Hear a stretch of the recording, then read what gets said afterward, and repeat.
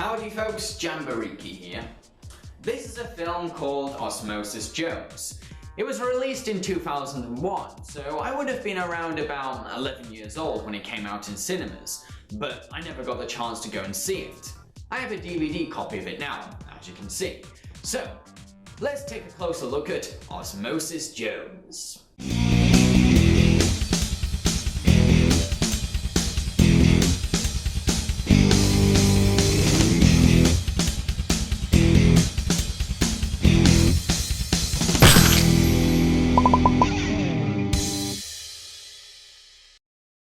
Osmosis Jones is an American action fantasy movie that employs both live-action film and animation. What's the story? Well, Frank Dettori is a zookeeper with a terrible diet, and inside his body is an entire city where germs and cells are the inhabitants. After Frank eats an egg he dropped on the ground, a virus called Frax enters his body and plans on destroying Frank under 48 hours. What also doesn't help is that the mayor of Frank's body plans on fattening him up with junk food, which puts his health in danger. It's up to a police officer called Osmosis Jones and an anti-cold pill called Drix to get rid of Frax and save Frank's life. Now, before I go into detail about what I think works and fails in Osmosis Jones, there's something that I need to say. Osmosis Jones is not a unique or original premise.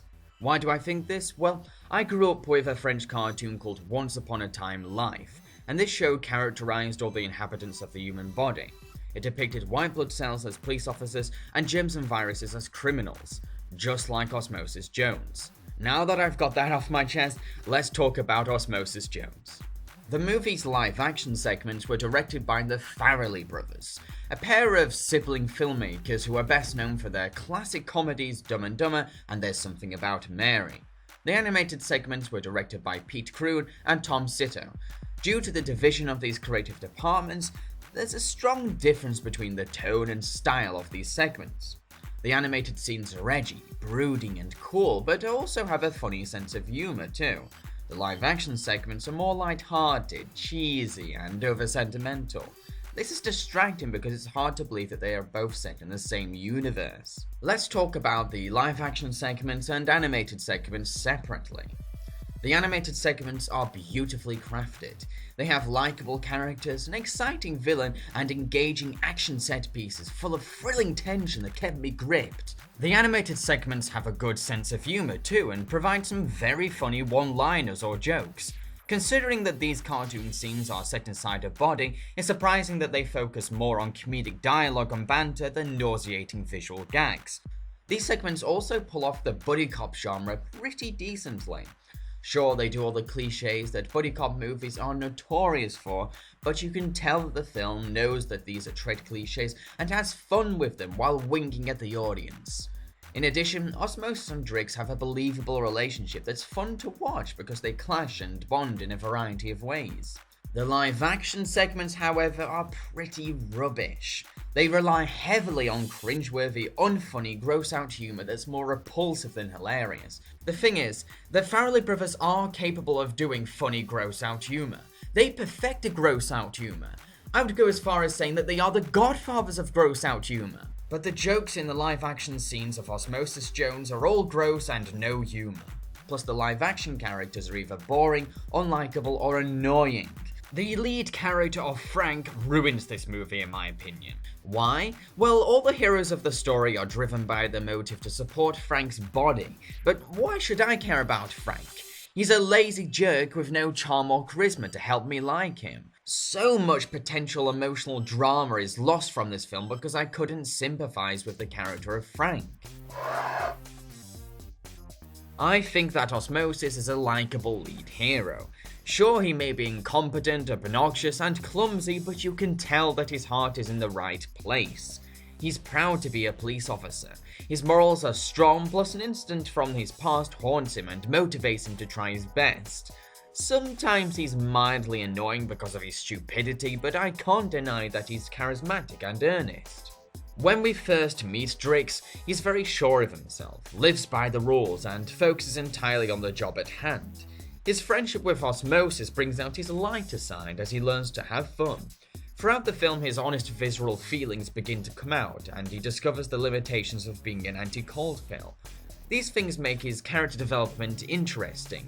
They also make him seem more alive. However, it's his interior and exterior visual designs that stand out the most. Turning a cold suppressant pill into an animated character must have been a difficult challenge for the art department, and the end result kicks ass. Frax is a pretty awesome villain. He's driven by the goal to beat his time record by killing Frank under 48 hours, so he sees his murders as achievements, which is very disturbing.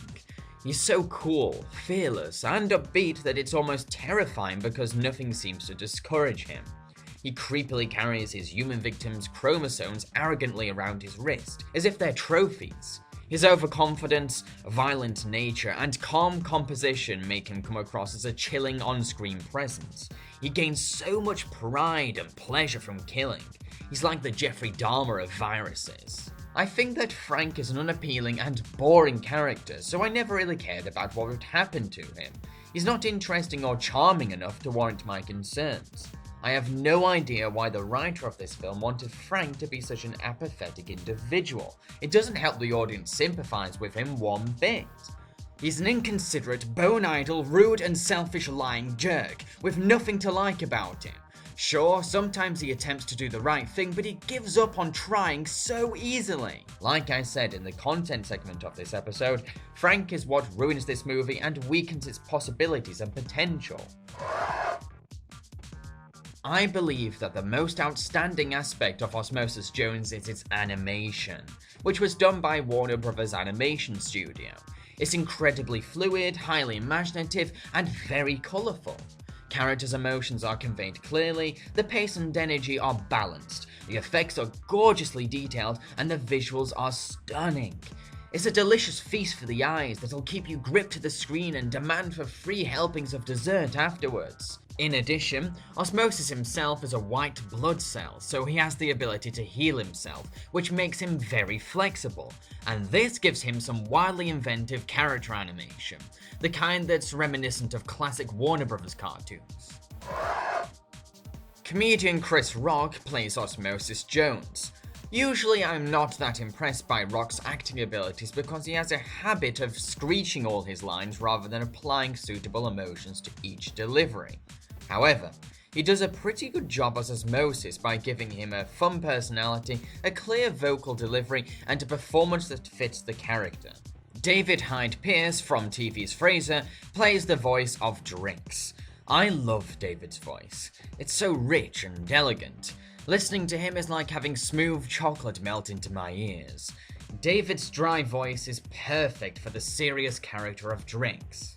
Lawrence Fishburne, who's best known for playing Morpheus in the Matrix trilogy, plays the villainous Frax.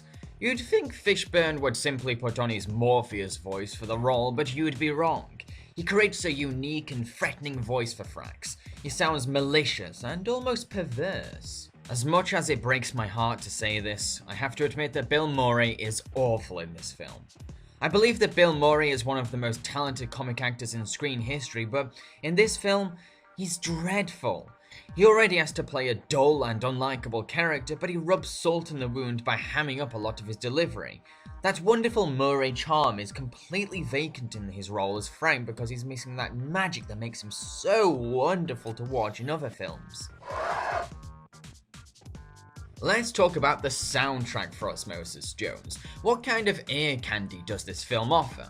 Well, Randy Edelman's original music score sounds way too mushy and corny in the live-action scenes, but his compositions for the animated action scenes sound tense and excitingly pumped up.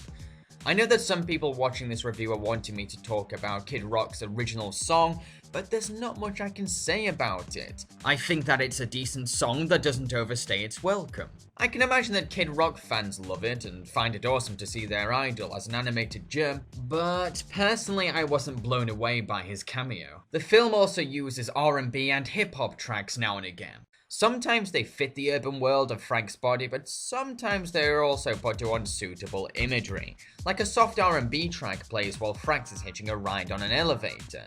that makes the image on screen far less frightening than it could have been. If you want to have hip pop songs playing in the background of your scene, then fine, go ahead, but consider the imagery that's on screen. Does the pop song match it? Music for a film needs to reflect an emotion or create an atmosphere. You need a reason for featuring a pop song, and that reason can't be because it sounds really cool. To conclude, the animated segments of Osmosis Jones are really impressive because they have likable characters, engaging set pieces, wonderful visuals, and a memorable villain.